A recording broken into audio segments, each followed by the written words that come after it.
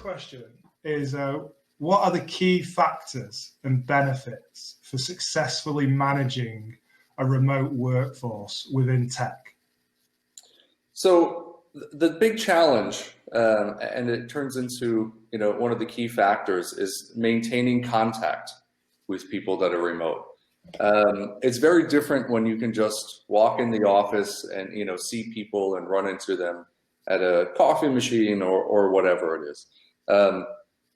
And so I find that the thing that's been most successful for me has been reaching out to people and maintaining that contact, setting up more frequent one-on-ones with your directs, reaching out to people within your teams, and also making sure that they're speaking to each other. It's not just a one-to-one communication. Make sure the communication within your teams is working out. That's really the key element. It's all about communication. It's all about transparency. If you think that you sent an email and it explained everything in detail, make sure to follow up on that. Err on the side of too much communication rather than too little. It's the little discussions that normally happen on the side are simply not happening. You think people know what's going on. You think the strategy has been clearly, described, and you think the vision has been given. Follow up on that. Make sure to reach out to people even more so than you would normally do in a regular, work from the office situation. Yeah, absolutely. And what do you think the benefits are of managing that remote workforce? Well, there are a lot of interesting benefits from remote work, and some of this you had before the pandemic, and now that we are in the pandemic, we're sort of forced into this mode. A lot of people are actually very comfortable working from home. They don't have commutes. They're more flexible. There's just a little bit more free time. Although you do find people tend to work a little bit more, a little bit longer. So one of the benefits, of course, is people become more focused on their jobs. This can be an issue if people do need to take a break on occasion, and maybe you need to give them gentle reminders. Hey, you've been working a lot and it's really good and your productivity is high, but hey, take some time. Go outside, go for a walk, that sort of thing. So the benefits are that for the employees, of course, is that they skip the whole commute. They don't have that stress. They're not stuck to schedules as much as they were before. One of the downsides, however, is that a lot of people do miss that personal contact. I was mentioning in the previous question, just meeting people at the coffee machine and having a chit chat, or maybe going out for lunch, those sorts of things. People do miss that a bit, and that's one of the harder things to deal with. But the chief benefit I find is that it's just very easy for people to work at home. The hurdle of going into the office isn't there. And for some people, they walk to work and it's 3 minutes away. But for most people, there's a bit of a commute. There can be stress associated with that. And that part just sort of goes away. Yeah. And I guess from a management point of view, you get access to a wider talent pool as well. You do. You have people that can work for you from anywhere. And those people are generally, often in a different time zone, which presents challenges, but also gives opportunities. A good example is I was working in a recent position with a team from Asia, and they would have things finished morning hour time, so you could sort of get a continuous flow and continuous delivery. You'd get that classic around the clock coverage. If things went wrong in the middle of the night, well, it's not the middle of the night somewhere else. It's working hours. So it helps, for just maintenance of systems, for keeping the lights on, those sorts of things as well. Yeah, that's a great point. One of the challenges that I hear is about culture, and how do you implement maintain a team or company culture with a remote workforce? That's the trickiest part. Now there are two types of teams in this scenario. There's the team that existed before, and they worked together and they knew each other and they built up a level of trust and camaraderie and all that sort of stuff.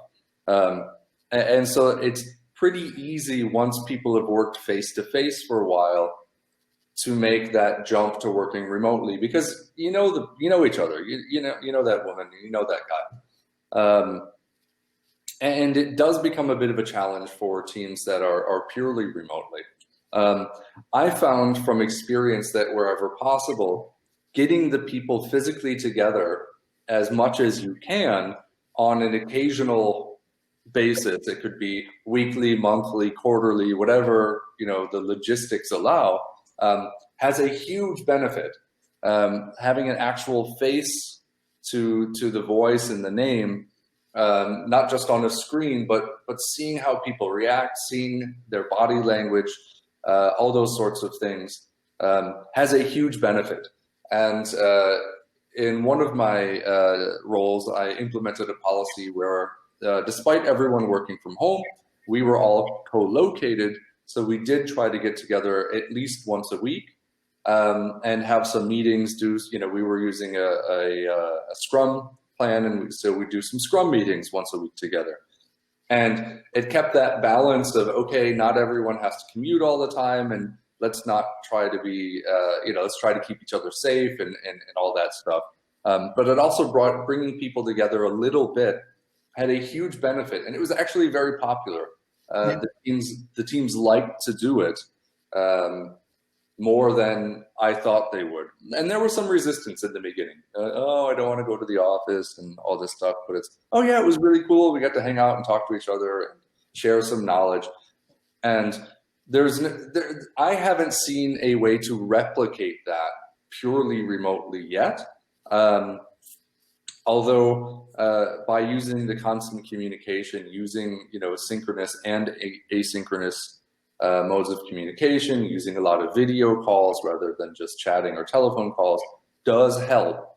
But I found it's very difficult it's part of human nature to talk to people and look at them and share those experiences. It's very difficult to replicate that. Yeah. So even though it's remote first, that once a week physical interaction in a meeting is something that really helps. It's golden if the logistics of the situation allow it. Definitely. And if you have, say, a distributed team in one region and a distributed team in a different region in different parts of the world, it might be beneficial to have those regions get together, and you could do a big call from 2 rooms rather than from 16 rooms. Right? Again, it depends on the logistics. Yeah, absolutely, where possible. Okay, thank you for that. So next question is about what attributes do you look for when hiring someone for a remote first role? Mm-hmm. So, is it any different? It is. There are some skills that are a little bit more beneficial.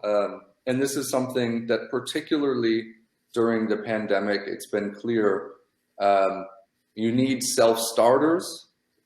Yeah. You need more emotionally stable people. There are these classic introvert versus extrovert discussions. And some people say that, the introverts are really suffering during, remote work, and the introverts are really loving it. I don't think it's that black and white, but I do think there is something to it. People that are normally comfortable being by themselves tend to do really well in remote work sort of situations, whereas people that need that energy, they feed off of that from other people, can tend to struggle a bit and have more highs and lows. So when hiring, definitely look for people that are able to get things done on their own. You want them to be part of a team, and you want them to work as part of a team. but they really need to be self-starters. They really need to be the type of person that grabs something and goes with it. Yeah, but from a tech stack point of view, it really doesn't matter, like, you know, if that person's remote or at home, you know, in the office. I mean, the way in tech we all work is we all work with our computer. Yeah.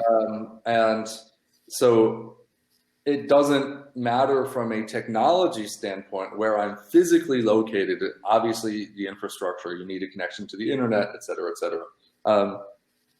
Assuming you have electricity, internet, all those sorts of things, it doesn't really matter where you're working from.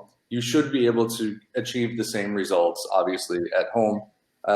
We did find that some people requested, you know, some additional monitors for home. That definitely made them happier and increased their productivity. I know a lot of developers like to have a couple of big monitors, so we mailed some to people to work from home. That worked out pretty well. But in general, you know, if you have the tools that you need, and the tool that you need is really a functioning internet connection and a laptop or a desktop or whatever your you know, tool of choice is, you should be able to work just fine. Again, it does help to be able to just turn to your neighbor and ask them a question.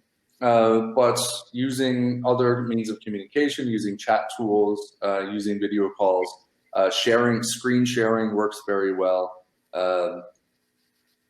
That doesn't seem to be a big hurdle. That's something we all figured out rather quickly. You know, you can substitute that if you make the effort to establish good communication practices. Yeah. So have you seen in your experience ever making that transfer from in the office to remotely a change in productivity, in products, release dates, in managing these projects? That's a great question. We'll take the COVID example. As it sort of ramped up and people got into home office, we saw a huge increase in productivity. People were stuck at home, were afraid to go out, when would find themselves just sitting in front of the computer for hours and hours. We'd have to remind them, hey, take a lunch break, right? And that was something new. As the novelty wore off, as people were able to go outside a bit more and get back to normal life, I saw that sort of taper off a little bit. But I would say we never got to a level below the previous, productivity level. So if anything, there's been a long-term trend of a slight boost. And part of that, I think, is that there are fewer distractions. I said the benefits of turning to the person next to you and asking them a question, that takes them out of their flow, right? Mm-hmm. So it's good for communication. It's good to work together on problems. But switching to a more asynchronous method of communication, sending a mail or a Slack or whatever your tool is, people can get back to that when they're ready to get back to it. And so you don't have those common interruptions that you had, as many of before, and people are able to focus better. That being said, again, there are situations, people with small children, that became a real challenge for a lot of people. They had more distractions than before. And again, that's something that we're going to have to work on as a society to provide methods where, we can all live in this new normal where, there may be additional lockdowns and you may have, your 3 children under 5 at home running afoot as you, try to do your Zoom meetings. Yeah, I've definitely got experience of that, so I know what you're talking about. In this new normal that you just mentioned there, mm-hmm. That leads me on to the next question. What's your opinion on how this pandemic is going to change how tech teams are managed and work policies are rolled out successfully? So it's going to have a huge impact. I don't think there's any going back to the model. Everyone goes into the office every day. I just don't think that's going to happen. We are going to have to learn with remote work. We're going to have to live with it. It's going to be the new normal. Yeah. That being said, I think some sort of a hybrid model is probably going to become the standard, where people work mostly remotely, but they do spend some time, with their teams in a office or in a rented meeting room or some plan like this.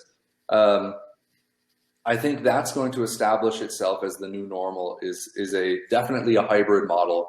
Some work from the office, also to help maintain those personal contacts, to help onboarding, to help team building. There are some things that are just easier to communicate in person. HR topics and things like this work better in person than they do remotely. For instance, it's very easy to get a group of people together and draw on a whiteboard, and exchange ideas in a brainstorm. That seems to work a little bit better in person, rather than waiting your turn in a room of 16 people in a call. So looking at this, I see that a model where people do most of their core work remotely, from wherever it is that they're working, with the occasional or regular, depending on the specific field and the specific role, in-person meeting or groups of people in different locations type of meeting. That seems like it's going to be the most likely future and the most successful future. You get the best of all worlds by doing this. You do provide people with that comfort of working from home, that save time on the commute, that they don't have to rush around physically as much anymore. If they want to go get a cup of tea, well, they can just go get a cup of tea in their own kitchen, and it's their favorite tea, et cetera, et cetera. Yeah. That's one of the advantages. But you are going to see, I think, at least in the next few years, people also not willing to completely let go of that. Hey, let's get together, let's talk, let's meet, even if it's just to get lunch or for a social event, to get some beer and pizzas, that sort of thing. Yeah. So yeah, a completely remote setup. I know some companies do it very successfully, but I think it's going to be a challenge to implement that universally. And it's going to be particularly challenging for managers to make that connection to the people that they're working with, and to impart the vision and the leadership style in a purely remote setting. So some sort of hybrid, depending on the circumstances, depending on the individuals, should be the most likely and most successful model. Yeah. So the hybrid model is going to be the thing for the future, and it's here to stay. That would be my feeling. And personally, it's the model that I prefer. Yeah. For me, and I've spoken to a lot of people, and that's the model. The vast majority of people I've spoken to about this topic, that's what they want to do. Yeah. They do want to meet with their team. They do want to, get together every now and then. They don't want to give that up completely. But the convenience of doing your day-to-day job from home office is, for most, it's very convenient and it's very productive. So finding that balance, but it will be a balance. I think very few people will be all in the office or all the way remote. There's going to be some level in between. Absolutely. Well, that's great. Thank you for your thoughts there, and sharing your experience in the past, and obviously the present as well, as everyone's going through right now. So yeah, they're all my questions, Ryan. So thank you once again for your time. You're welcome. It was great to hear you. Thank you. Okay, have a good day.